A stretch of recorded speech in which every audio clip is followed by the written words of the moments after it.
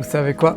J'ai adoré me balader dans les rues de Kyoto. La ville est vraiment remplie de bâtiments incroyables. C'est grandiose, c'est beau.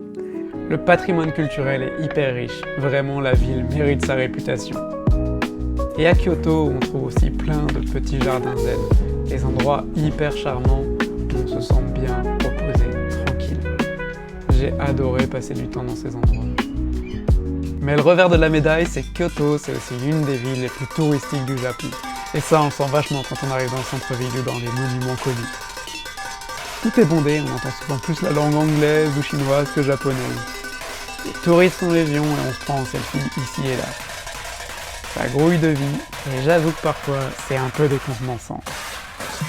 Et à certains moments, j'ai eu l'impression d'être dans un parc d'attractions géant. Mais ces touristes, ils sont souvent tous au même endroit. Il suffit alors de faire quelques pas, s'éloigner un peu pour retrouver des quartiers calmes.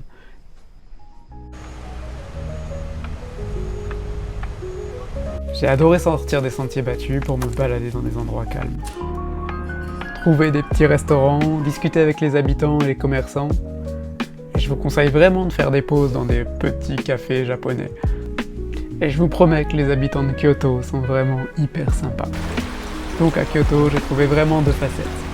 Ce Japon un peu traditionnel, calme et apaisant. Et juste à côté, cette ville bouillonnante et touristique. Mais au final, si vous avez l'occasion, je vous conseille vraiment d'aller à Kyoto.